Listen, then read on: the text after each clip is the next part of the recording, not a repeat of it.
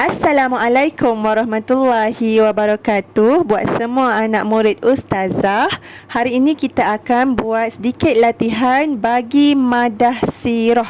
Ustazah akan kongsikan madah sirah punya latihan koleksi UPKK bagi tahun 2018 bahagian B.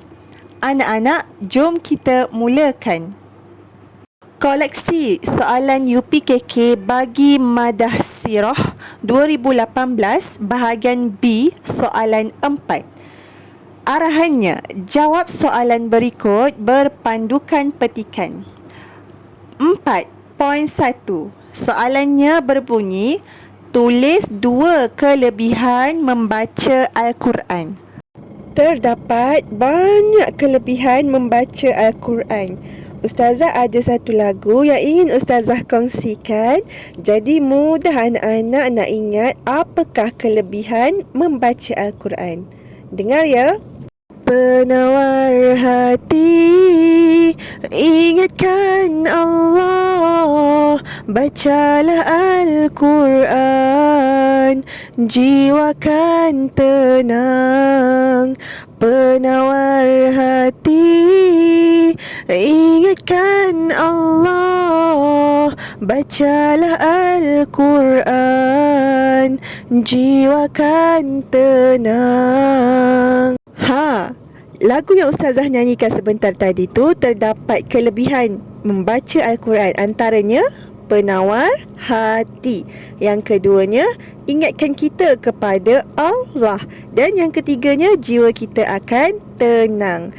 Antara yang lain juga ialah semestinya kita mendapat pahala. Jadi tak rugi ya kalau kita selalu membaca Al-Quran. Terdapat banyak lagi kelebihan membaca Al-Quran. Anak-anak boleh juga isi jawapan. Jom kita tengok pula soalan 4.2 yang berbunyi, lengkapkan jadual peringkat penurunan Al-Quran. Lengkapkan jadual peringkat penurunan Al-Quran. Al-Quran mula diturunkan di Lauh Mahfuz. Kemudiannya, jawapannya ialah Baitul Izzah. Seterusnya, Al-Quran diturunkan ke langit dunia. Dan kemudiannya, sampai terus kepada Nabi Muhammad sallallahu alaihi wasallam. Jadi, soalan 4.2, jawapan nombor 1 ialah Baitul Izzah dan nombor 2 ialah langit dunia. Soalan 4.3 berbunyi, nyatakan 2 aktiviti sosial yang boleh dilakukan di masjid. Mudah sangat ni. Kita kan baru belajar tentang peranan masjid. Yang pertamanya, antara 2 aktiviti sosial yang boleh dilakukan di masjid pada zaman Rasulullah sallallahu alaihi wasallam ialah masjid dijadikan sebagai tempat bermesyuarat sesama umat Islam. Dan yang keduanya juga, masjid dijadikan sebagai tempat untuk menyelesaikan masalah umat Islam ketika itu.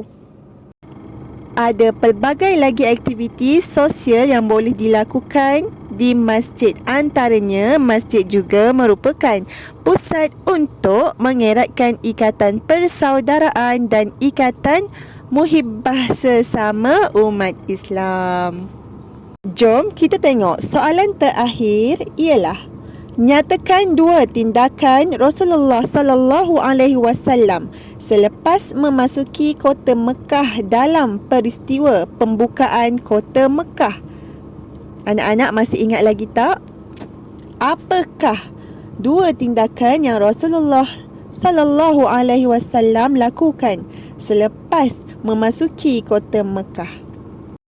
Antara 2 tindakan yang Rasulullah sallallahu alaihi wasallam lakukan sejurus Rasulullah masuk ke kota Mekah ialah, yang pertama, Rasulullah sallallahu alaihi wasallam telah menghapuskan berhala. Dan yang kedua, Rasulullah sallallahu alaihi wasallam telah mengucup Hajarul Aswad kemudian melakukan tawaf mengelilingi Mekah. Antara yang lain pula ialah Rasulullah sallallahu alaihi wasallam telah berdiri di sisi Kaabah lalu menyebut la ilaha illallah wahdah la syarikalah sadaqa wa'dah wa nasara 'abdah wa hazamal ahzaba wahdah. Dan antara tindakan Rasulullah yang lain ialah Rasulullah sallallahu alaihi wasallam memasuki ke dalam Kaabah dan telah mendirikan solat setelah memadamkan pelbagai-bagai jenis gambar di dalam Kaabah. Anak-anak, demikianlah antara koleksi soalan UPKK tahun 2018 yang telah Ustazah kongsikan. Jangan lupa ya buat latihan. Sekian sahaja pembelajaran sirah kita pada hari ini. Jumpa lagi pada minggu hadapan. Syukran buat semua anak-anak. Assalamualaikum warahmatullahi wabarakatuh.